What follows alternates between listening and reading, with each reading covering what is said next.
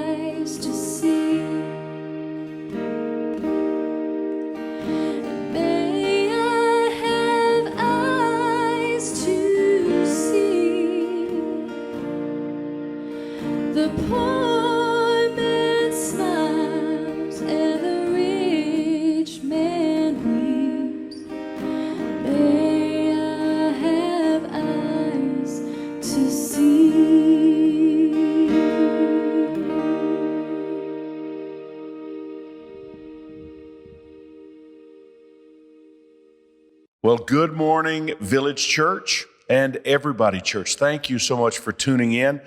We have had an interesting week. It has been a very intense week, and hopefully things are beginning to ease up just a little bit. And I really am glad that you've tuned in, and I hope we can take a big breath together today, and I hope we can learn some things that are going to be very helpful. Thank you, Ethan and Rachel, for the beautiful songs.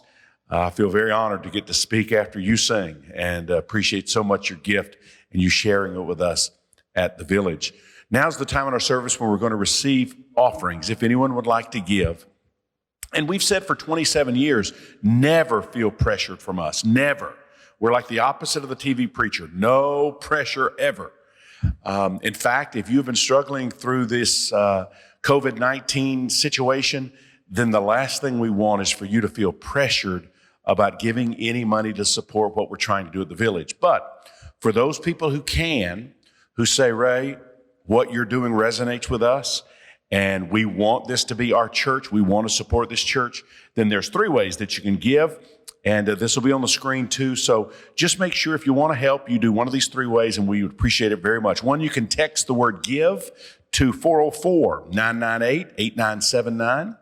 Or you can go to our website, thevillageatlanta.com/give, and it'll walk you through the process. It's very, very simple, as is the text message. It's very simple to do that. Or the old-fashioned way, you can send a check to the Village Church, 3418 Dogwood Drive in Hapeville, Georgia, 30354.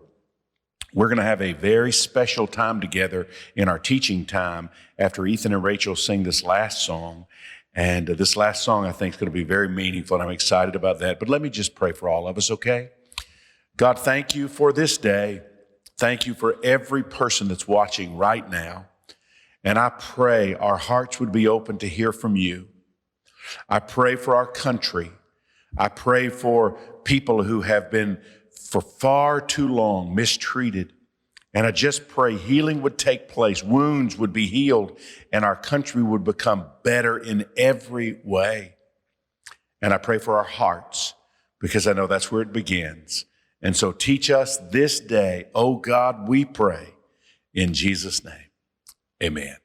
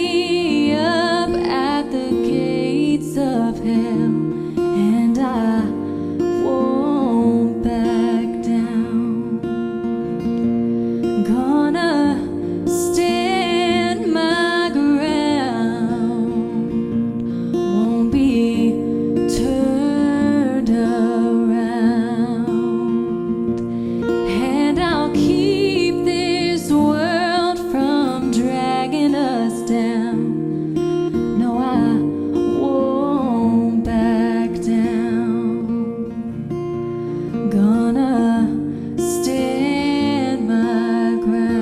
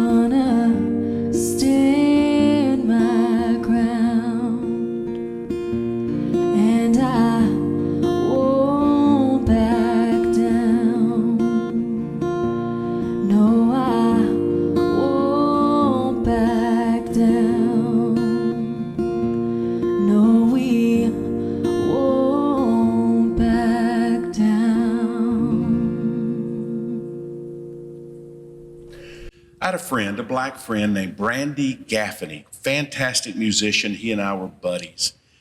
And we hung out, we went and had coffee all the time, and we'd eat lunch together all the time. And I was just a young preacher. He was a musician. It was kind of, we used to joke about how we seemed to be opposites. I was kind of tight, always wearing my suit, and he was kind of dressed cool. And this particular day, we're having lunch, and we had shared everything with each other. But this particular day, he opened up and shared something with me about how he had felt attacked. Something had happened, something had transpired, and he just shared, as a black man, what it had felt like to him. And I don't know where it came from, but I pushed back and I said, that's wrong. That's wrong. And I began to tell him all the reasons that wasn't a racist feeling, all the reasons that wasn't bad. Why are black people always looking to be the persecuted race? And it's like, oh my gosh, where did this come from? And Brandy, I never will forget, because he is deeply profound. He just looked at me. His eyes watered just a bit, but he just looked at me. The conversation ended, and I just kind of sat there. I was in my mid-20s, and we finished up lunch, and he went on his way. And I think I probably felt really proud the rest of the day that I had just shot straight with my friend. But then I couldn't go to sleep that night. And I remember carried on to the next day, and I realized how wrong I had been. That I was telling a black man how he should feel as a black man, since obviously I've been a black man how long? Like never. And so I called him back and I said, listen, I blew that. I'm so sorry. And I want to listen. I want to listen. So that was very important memory in my life, and I've thought about it often. But that has led me to our talk today, because I have invited a friend of mine, a black man, to spend some time just talking. And I just want to listen, because I really believe that's one of the issues that we have had, is so many of us have never just stopped to listen. So let me introduce to you my friend, Dorjan Williams. He has been in film video production for over 15 years. He started out as an intern and then a production assistant for several production companies in the Miami area. He has worked on set for all types of productions, ranging from independent films, music videos, documentaries, commercials, red carpet events, and reality shows. And since moving to Atlanta, Dorjan is a digital media producer at Channel 11, 11 Alive. That's how I met him. And he produces wonderful stories about life on the south side of Atlanta. Side note, Dorjan also has attended our church from time to time, and that has been a wonderful blessing to me. He has become a dear friend to Jane and me, and I feel very honored. Dorjan, thank you for being willing to spend this time with us. Thank you, Ray. I appreciate the offer. I want to get into a little biographical information, because what's cool to me about this is I don't know these things. And so when you said you were willing to do this, my mind has been spinning. I've wanted to know a lot of things. Tell me, where did you grow up in Miami? I did not. I have a very gypsy-like background. Right. I was born and raised in New Jersey, Central Jersey. My closest metropolis was Philadelphia. I would say probably roughly the distance between Hapeville to downtown Atlanta. From Philly. Yeah, it was about 20 minutes or so, maybe. Right. So growing up, that was the city. That was my metropolis. Never went to New York as a kid because it was an hour and a half away. Right, an hour and a half. In my tiny state of New Jersey. So growing up there, we grew up poor. My mother was, as long as I have known her, has been a nurse. She was in nursing classes when I was an infant, and she's an RN now to this day in her late 60s. Wow. I assume she still loves it Right. thoroughly. But I had an interesting dynamic growing up in that I do have a father figure that comes into the picture like around the time when I was about 5 or 6. But a big chunk of my childhood was spent with a single parent. with a mother who worked 7P to 7A, which left, a kid with idle hands and idle minds, the run of the roost. I was the good kid, And you're the middle kid of three? I am one of four, boy, boy, girl, boy. I'm the middle son. So me and my older brother have the same father. My sister has her father, and my little brother has his father. When you think about childhood, happy childhood, did you know that you were poor growing up? Oh, yeah. So you did know that. Yeah. Happy childhood, though? No. Really? It was, and I don't want to characterize that in a sort of like malicious way, but it was very unfulfilled. I was a very sort of creative, artistic child who had no outlet for that. My community didn't have, recreation centers or anything like that. If it was paper and a pen, that's how I learned how to draw. So I found a lot of refuge in books. I know this sounds trite, but that's how I really sort of got through a lot of my childhood, was to just be this sort of like immersive intellectual. What was the racial dynamic like as a child growing up? Being outside of Philadelphia, we had a lot of bleed over from the city. So we were considered sort of maybe like, I guess what you would call an exurb. It wasn't a stone's throw away, but it was still metropolis, metro area. So I think because of that, there was more of a racial diversity particularly in my later half of my school life. So from, I'd say, 6th grade on through senior, I had a very wide range of ethnicities, nationalities, languages, religions.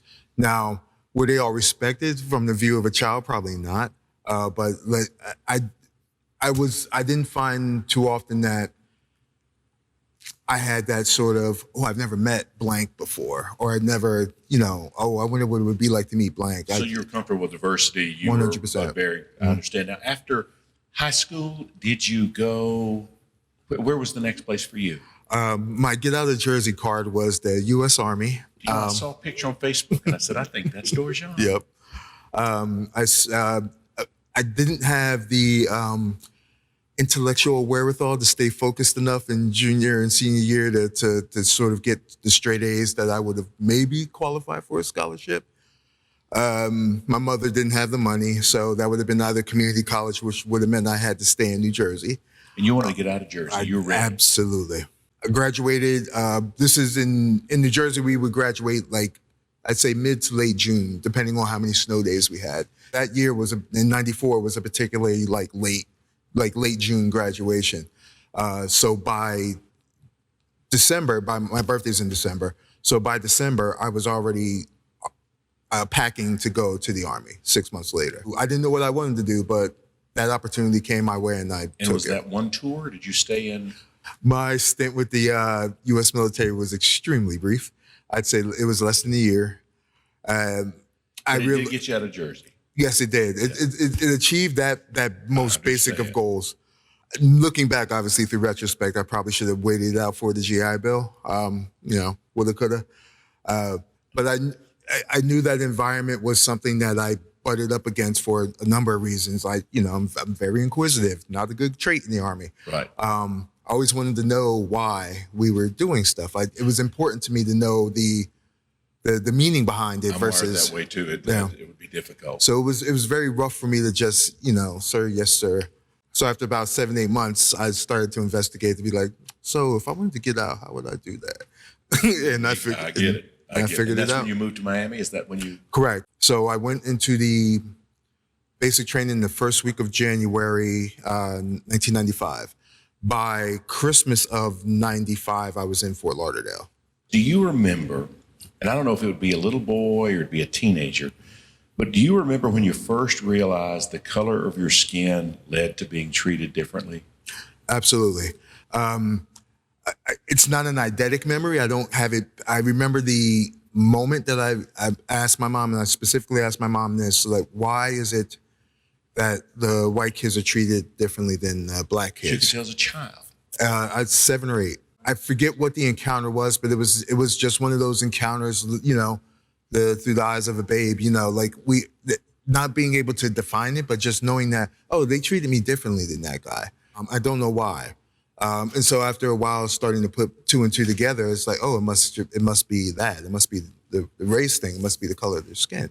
And I don't remember my mom having a satisfying answer, but I remember her being like, "Ooh, how do I? I wasn't expecting to answer this racism, on the drive home from school. But it was always a very keen thing for me to see behavior. I think behavior is a much truer metric of what somebody's really feeling versus what they say. We're taught to lie, I think, from birth. You know what I mean? Like we say little white lies to kids. It's a lie for the Easter Bunny. It's a lie for Santa Claus. It's a cute lie, but it's a lie. I think we're very conditioned to telling people what they want to hear, but our actions tend to be a little bit more revealing. So if somebody, crosses the street, let's say, or, just little tiny behaviors. Do you remember things like that as you got older? Do you remember filing away certain things and you say, that person just crossed the street because I'm walking on this side, or that person, do you remember events that kind of showed us a stereotype or some kind of a marginalized treatment? But the first half of my childhood was almost exclusively like in apartment complexes, low rent housing. My mother was constantly, and I grew up in the era of generic welfare food, white boxes, black type, Monopoly money to go to the store with. That was fun. So it was very obvious if you were on, food stamps, if you were on welfare. It was just this ridiculously cartoonish method of paying for stuff that was like, oh, you're on food stamps because you pull out this wad of Monopoly money. Now, growing up poor, meaning that everybody around you was poor, you didn't tend to get that more from your own community, but if you had to step outside of your bubble, then you could feel it a little bit. Well, yeah, just even the judgment or the shame, right. I would say more specifically, about not wanting to let that be disclosed, that, that I have to hide this thing that I feel ashamed about because I don't have enough money, or my sneakers might have holes in them, or whatever the case may have been at the time. But now becoming very keenly aware of that. How old were you in the Rodney King? 92, I was in high school. High school. Did yes. that make an impression? Was there anything about that you remember? The event itself, I remember because we watched it on television, or we watched the footage on television. I remember the day that all four of the officers were exonerated or acquitted. The principal comes over the loudspeaker and dismisses the entire school because he was afraid of whatever. Just because the news had broken, and they were like, I think we might need to get these kids out of here. And they just sent us home. I don't even know if they called parents or anything like that. It was really odd. I remember that vividly. I remember I was pastoring in the suburbs, and how disconnected I was a news junkie, so I was aware of the news, but how disconnected I was with the emotions of what was taking place. Our church was 99% white at the time, because I lived in the suburbs. The suburbs were 99% white. My environment was white. And so I see this, and I remember thinking, this is horrible. And then when they were all exonerated, I thought, acquitted, this is horrible. And then I think I probably preached on Sunday and never mentioned it. And I look back now with shame that I was not better clued into what was going on and speaking to those issues. And I wasn't. I look back and think I just missed it. I missed it. To let yourself off the hook 30 years later, I don't. Yeah, I don't beat myself up too much now, but there was times that I really did beat myself up. I think we love to tout the window dressing of this melting pot of the U.S. of A. But the dynamics and the ratios, don't really support that. You can very easily find yourself in a non or very monochromatic environment fairly quickly in this country. Several states are completely comprised of it. So I think it's a lot easier for a white American to have a completely white experience, meaning just, about, just your life, your day-to-day life, 10 times easier than a person of color can. Sense. That makes sense. It's almost impossible for me to escape the white influence in this country. But I think it's very easy for a white American to devoid themselves outside of what you can see on the television. The arts you can't escape because they're everywhere. But the actuality of being this close to a person of color, I think, can be very easily avoided if you choose to. Let's move it up to today. You see events like Ahmaud Arbery, Breonna Taylor, George Floyd, Philandro Castillo. The names go on and on and on. Does every news story, what happens for you? I don't think any Black American in today's world who grew up, say, like in the 80s and the 90s, who went through Rodney King or all of that, would be shocked by any kind of racial transgression that they would see. Shocked is never the word I would use. You would be more disappointed, The wound that I think, or the scar that racism has left on this nation, is a tough one to heal because it's something we never address. It's like trying to heal a bullet wound that you never look at, that you never take care of.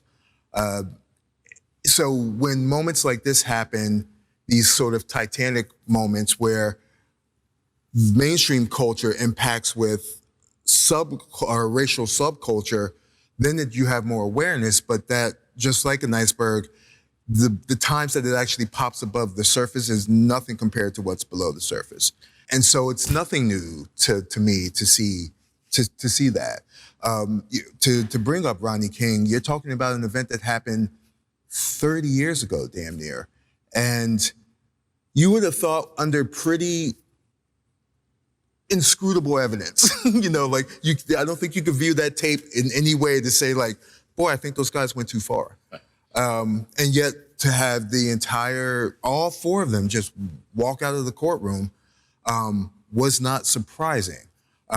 It speaks to a lot of the systemic inequalities in this country, but I don't get surprised when I don't see reprisal or retribution or equity from the legal system. I mean, it's a system that was set up by the people who created redlining and created Jim Crow and created, all of that.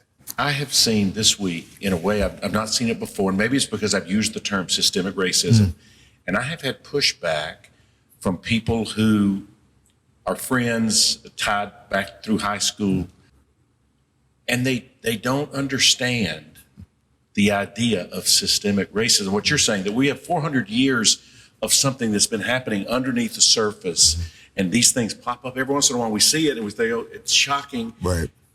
And then everything goes back to the same old normal. Does that kind of blow your mind that we don't understand it, or that is it a denial? I don't know who couched it this way, so I won't take credit for it. But if racism is America's original sin, it's something that will never, ever go away because it's never, ever, I don't think it's ever processed. And it tends to get boiled down to a very binary sort of dynamic where it's just black versus white, even though in spite of all the rest of Americans, it always tends to be those are the Hatfields and McCoys of this country. And it's something that I feel that the Black community, for a number of reasons, is incapable of letting go because of forgiveness, because of just acknowledgement, like genuine acknowledgement, not signing some kind of declaration in the White House on a random Saturday to say racism's over. But I don't know what that is. I don't think Black Americans know what that would look like. There is no prize. I don't know what we would be able to receive that would be recompense for that kind of thing. That being said, I also feel that from my experience with my white friends, through my various decades, that it's something that doesn't register. It's a pushback that I hear when you mention pushback of, well, I'm not sure about that, or I don't know, or it's the, why are blacks always looking for the problem? I don't think white Americans acknowledge, understand, or realize that not everybody's experience of this country has been their experience. And because I think sometimes they hear that, like, white, because I'm white, I have it easy, which is a ridiculous leap in logic to make. It's like nobody said that, but it's not that everybody in this country doesn't have struggles. It's just that the race isn't one of them. That's not an obstacle. It's not a barrier to entry. It's not a pejorative. I don't think any white person looks at their whiteness as an anchor in any way, shape, or form. Now, so it's the acknowledgement of white privilege, which that's a whole nother conversation as well. I have several friends who just, one, never heard of the term, that blew my mind one time, or two, just refused to accept that that's a reality, which I don't know how to explain. I see it tied to implicit bias, and implicit is the opposite of explicit, so we don't recognize it unless we really are willing to look deeply. I remember almost all of my friends will tell experiences of in high school being pulled over by the police and them saying, you boys need to get home or you're going to have your butts in trouble. And we laugh about those stories. My African-American friends don't have those stories. Aaron Johnson is an educator. He goes to our church, plays the trumpet. A couple of weeks ago, he put on Facebook, just curious how many of my friends, male friends, would say that they have had some kind of encounter where they were mistreated and they hadn't done anything wrong. Mm-hmm. So I know my friends, if I asked the same question to my friends, it would be negligible. Mm-hmm. But I counted on Aaron's post like 69 people within a couple of hours had said absolutely. And so I'm thinking, if I'm going to be honest, there might be a bias that I have experienced, and nothing I can do about it except be aware of it, right, and then work to try to level the field for my friends, for people who haven't experienced that. But yeah, that implicit bias, white privilege, and it's something that some people have a hard, they just don't want to accept it. So I'm seeing that too. You hear, and you tend to hear it a lot more around times like this, where the iceberg pops above the surface, to where like, whoa, this is something, no, I can explain this away. Racism isn't a thing, right? It's not something I can physically touch. So the fact that you have this sort of nebulous abstract of a concept is very easy to ignore, especially if it doesn't impact you on a daily basis. I can talk about the morality of looting and vandalism because that's a thing. You destroyed my property, you destroyed my things. That's bad, that's criminal. Now, you tend to hear some other colorful terms get thrown onto those folks as well. But I think that's an easier thing to hop onto because it's something I can touch. I can understand, violence, I guess, for lack of a better term. I can understand being hurt. It's the internal wounds that, one, that aren't as obvious, and two, if you don't have them, it doesn't, as much as we would love to think that we are open creatures of, light and understanding, our experience can oftentimes be very limited to just the reality of who we are. Me being a male gives me a certain experience in life. A woman could talk to me till she's blue in the face. I would never know what it's like to have cramps, menstrual cramps. Right. I have no idea what that's like. I have no idea what it's like to be afraid to be raped. Not that it can't happen to me, but it's never a thought of mine. I'm a 270-pound black guy, so like I don't tend to get, cornered in alleyways in the way that, some of my female colleagues might be very concerned with how they get from the door to the parking lot or to their car. And I've seen it, and it's something I'm oblivious to because it's not a concern of mine. I think we can only be as noble as our self-interests allow us to be often. It takes effort to evolve. You know, it never happens by accident. So for us to be open to that takes these types of conversations. The problem with, if I had to highlight what is very indicative today, I would draw a straight line back to George Zimmerman for what was 2013, 2012. I think that has the same sort of ground zero effect that Columbine did for mass shootings in this country, where something happened, it was undeniably horrible. We all acknowledged it was horrible. We didn't quite do anything to fix it, and guess what? The problem didn't go away. 20 years later, we have more shootings than we ever had before, and we still act like it's not a problem because we've gotten used to it. Racism has just become that. I wonder what it was, because I think back Eric Garner selling cigarettes and gets choked out by the policeman and dies. It's not much different from George Floyd, except we watched it longer, but it's still a horrific story. Mm-hmm. But like you're saying, it's a repeat. I mean, it's Columbine, it's the next school shooting, it's the next thing. Right. For some reason, and I don't know if it's just being hopeful, several of my friends either were always on the policeman's side in previous times, or they were silent. Right. And I have noticed this, and I don't know if it was just the culmination of several things happening back to back to back. I don't know if it represents really change is on the horizon, or is this going to be like talking about school shootings one more time? It's a problem waiting to be fixed, but I don't think it's going to be fixed because it would change it would upset the apple cart too much. I just think, we're never going to see quantifiable gun control until like somebody tackles that titan of the NRA, which no president, no agency has ever been willing to do. I would say you can't tell me one mass shooting in the last 20 years that hasn't touched every aspect of American culture, even with Connecticut with Sandy Hook, or Marjorie Stoneman Douglas in Parkland, where you're talking white, upper class, affluent children getting mowed down with assault rifles.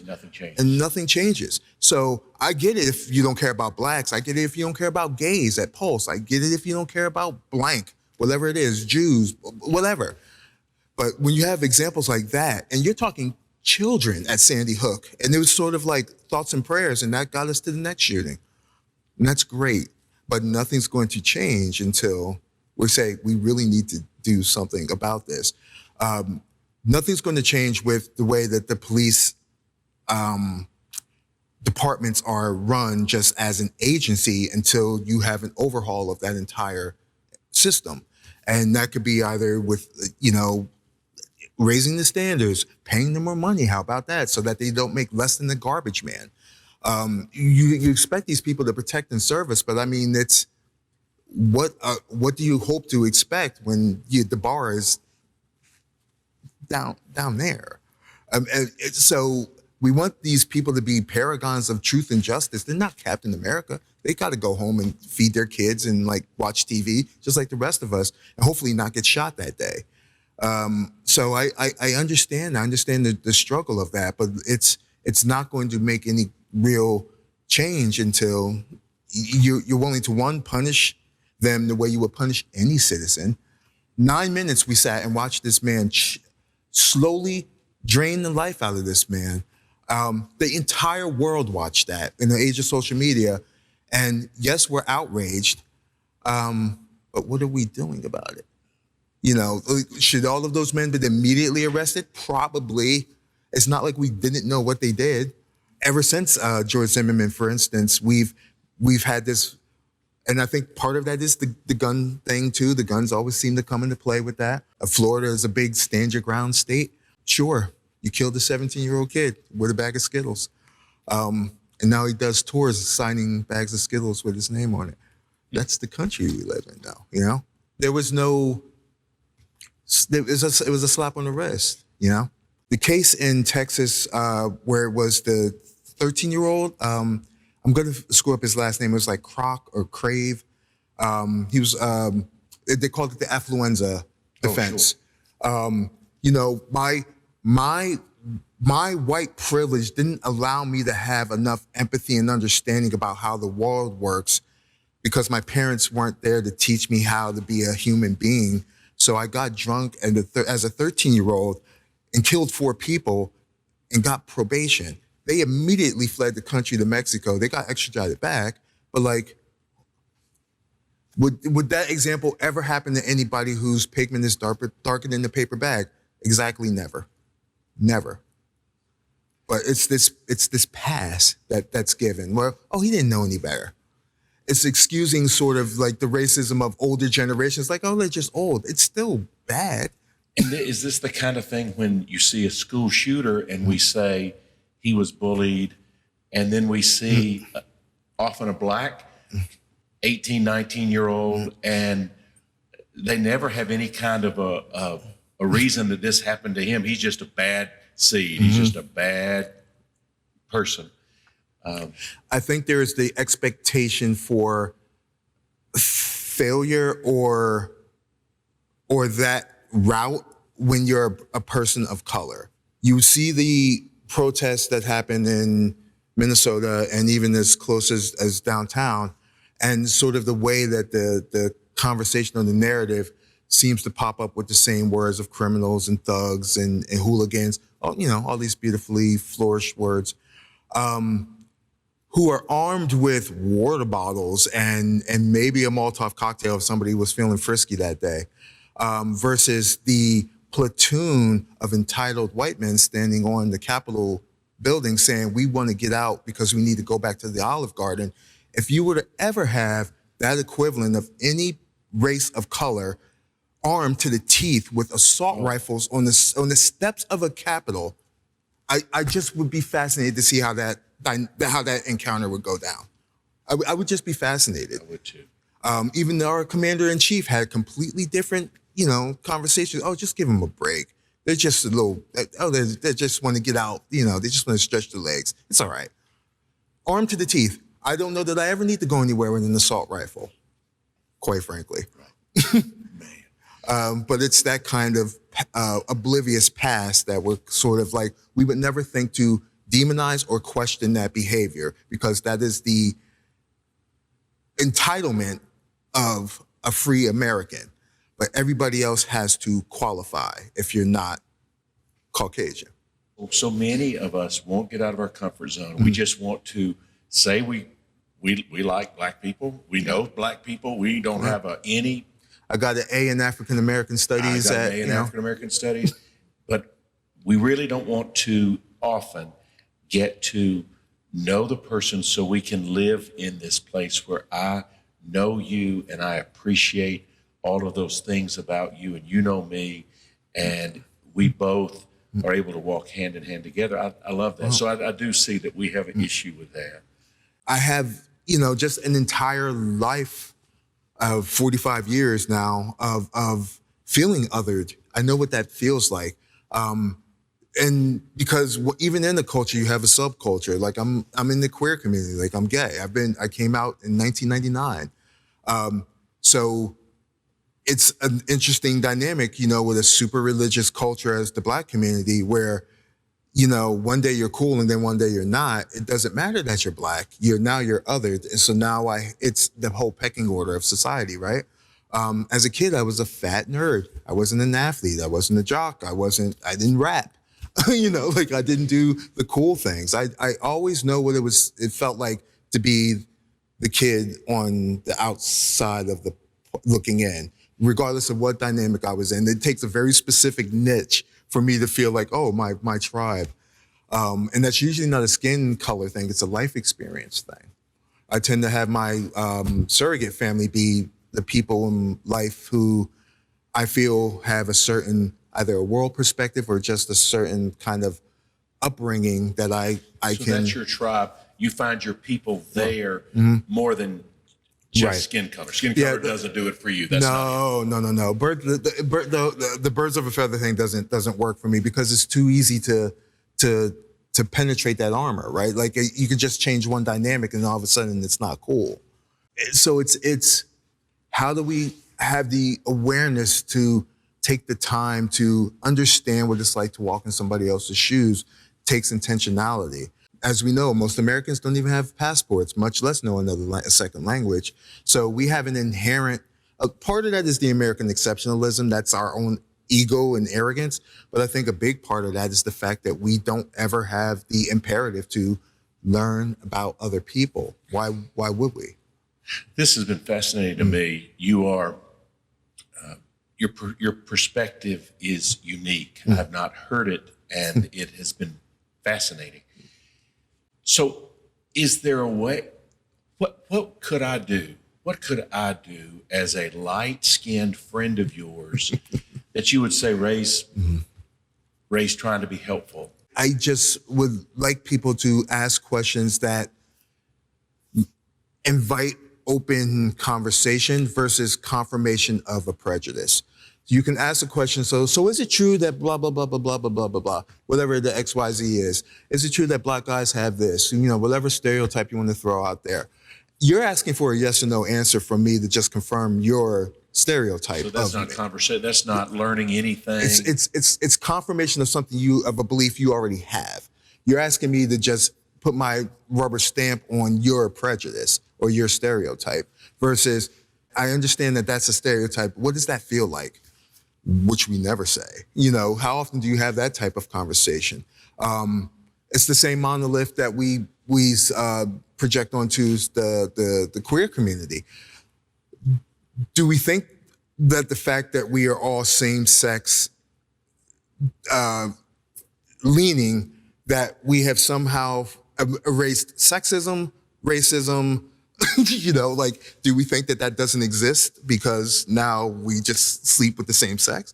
And we tend to have that monolith about, you know, gay and lesbian, like it's just one big rainbow family. And I've always thought it was funny, the church, and I still hear it, they talk about the gay lifestyle. Like there is one monolith. Lifestyle. There's a monolithic lifestyle, and it's like, you know. No, it isn't. I still have to navigate the world as myself and everything that this means. So we need to be inquisitive. We need to ask. We need to lean into new information. Correct.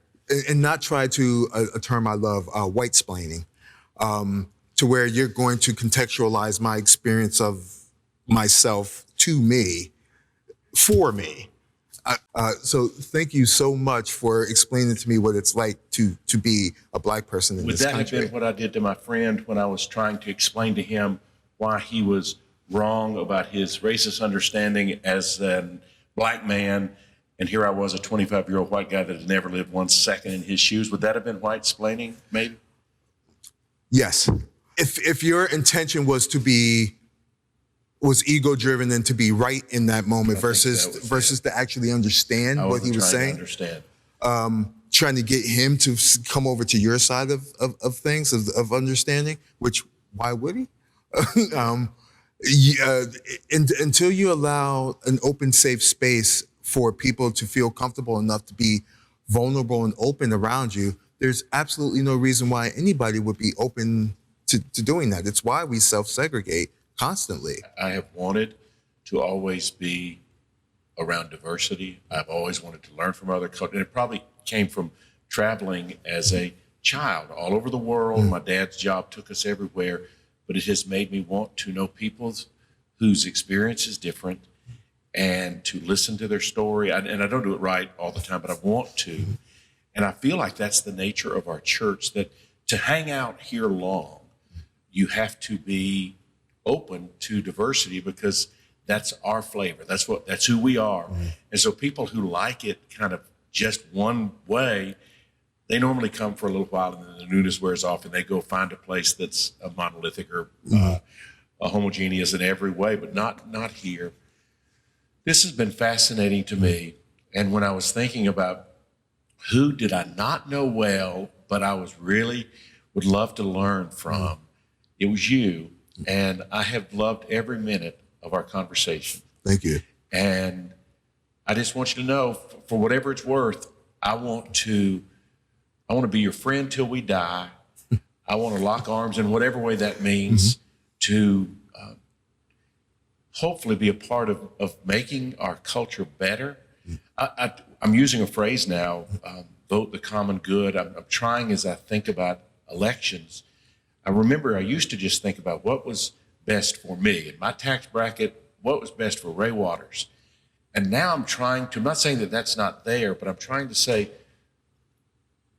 who are the politicians that seem to be most aware of making a fairer society, making laws that are not going to punish one group over another group, getting rid of archaic things that need to, those kind of things.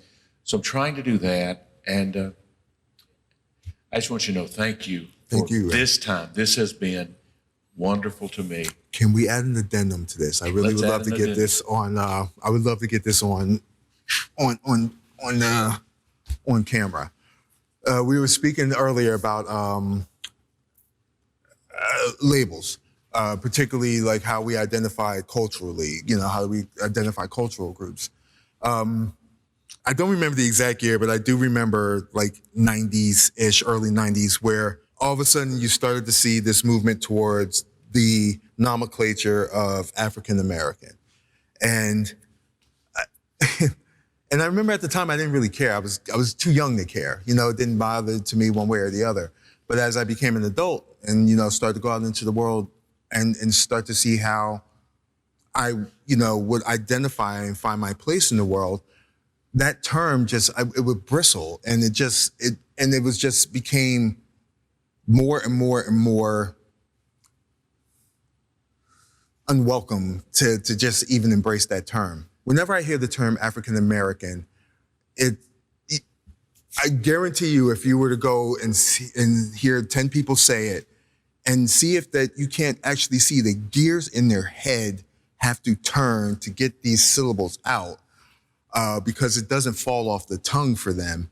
The baseline issue with me around that term African American, and I would feel this way, I feel this way about people of color in this country versus white Americans. I don't know if I ever have any of my contemporary white friends identify or be forced to have to identify their heritage or their nationality as a statement of being. You know, my Irish friends don't say, hey, I'm an Irish American or a Polish American or a French or a Scandinavian American or a Dutch. Well, the list goes on and on. So if you're just talking about from a WASP perspective, I don't ever hear that terminology because they wouldn't think to have to try to call themselves anything other than what they feel like calling themselves. So it felt like this term that was slapped onto the Black community, and then some embrace it and some don't.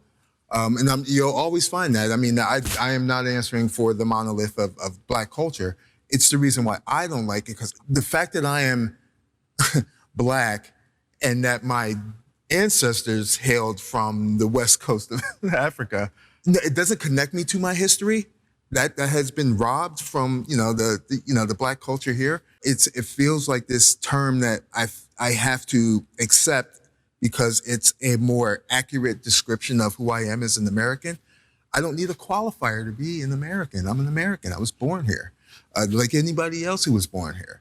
It doesn't do anything. It's a meaningless term if you're just adding extra syllables just to call me something that I was fine with That's before. One of the things I think white Americans would say is confusing because we want to be politically correct. We don't want to say it wrong. I've read so many books that talk about African culture not being taught, so young Black children don't have a history. I mean, we talk about so much of European culture, and we have all of these grand stories for those of us that are of my complexion.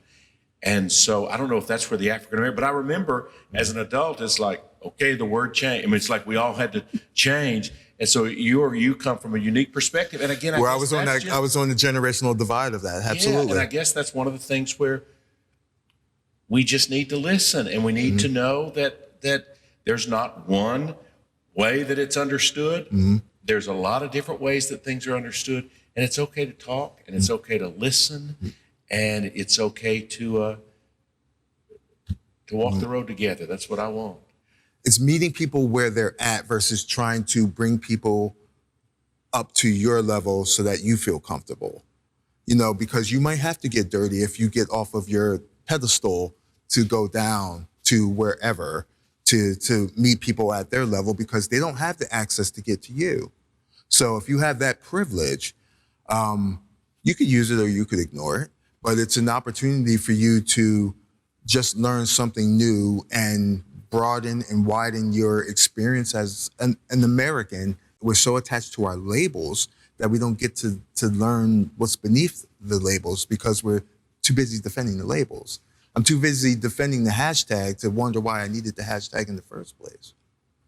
All right, that makes a lot of sense, a lot of sense. Thank you for speaking into my heart, and thank you to speaking into all of our hearts. Again, Village, everybody church, anybody who's tuned in, thank you for giving us this time and for listening. And let's go make the world a better place. You don't have to know a lot. Jesus said, do unto others as you'd have them do unto you. If you get that one thing down, then your life is going to be a beautiful life. And just put that into everything that you do and to see what happens. Absolutely. Y'all have a wonderful week. Can't wait to see you next week. Take care. Namaste. Namaste. Namaste home. Yeah, namaste home because we're still.